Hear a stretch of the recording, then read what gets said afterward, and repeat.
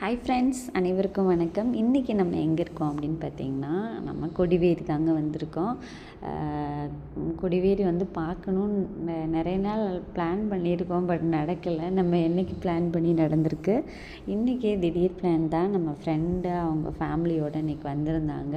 So அவங்களையும் கூட்டிகிட்டு எங்கேயாவது அவுட்டிங் போகலான்னு பிளான் பண்ணால் பக்கத்தில் இது தான் இருந்தது. நமக்கு மேட்டுப்பாளையத்துலேருந்து பார்த்திங்கன்னா ஒரு 55 கிலோமீட்டர். அதாவது ஒன் டே நம்ம வந்து ரொம்ப செலவு பண்ணாமல் ஜாலியாக என்ஜாய் பண்ணிட்டு வரணும் அப்படின்னு சொன்னால் ஒரு சூப்பரான ஸ்பாட் அப்படின்னு தான் நான் சொல்லுவேன். ஒர்த்து தான். என்ட்ரன்ஸ் ஃபீ அப்படின்னு பார்த்திங்கன்னா ஒரு 5 ரூபா அந்த மாதிரி தான் இருக்குது. ரொம்ப வேறு ஒன்றும் கிடையாது. நாங்கள் போனதுமே எங்களுக்கு பரிசல் பார்த்தோன்னே போகணும் அப்படின்னு ரொம்ப ஆசை.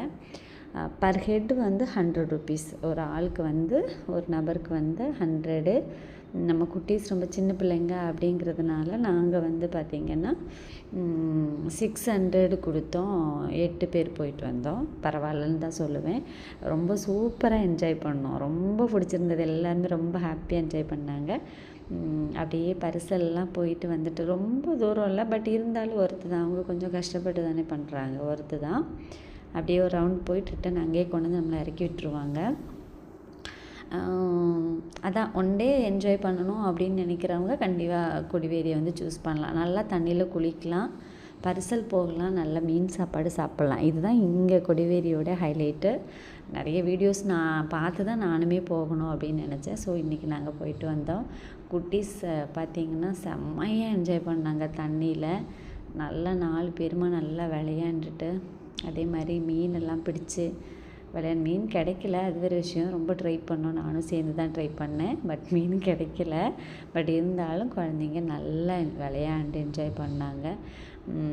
அப்படியே பார்த்திங்கன்னா நல்லா விளையாண்டெல்லாம் முடிச்சுட்டு பசி வேறு வந்துடுச்சு. மணி 2:45 3 மணிக்கிட்ட ஆகிட்டு அப்படியே போனோம் அப்படின்னு சொன்னால் நிறைய மீன் கடைகள் இருக்குது. மீன் குழம்பு சூப்பர் ஒர்த்து அப்படின்னு சொல்லுவேன். அதாவது நம்ம வீட்டில் எல்லாம் எப்படி செய்வோமோ அந்த மாதிரி. இன்றைக்கி காணும் பொங்கல் அப்படிங்கிறதுனால செம்ம கூட்டம், ரொம்ப கூட்டம் அப்படின்னு தான் சொல்லணும். நிறைய பேர்.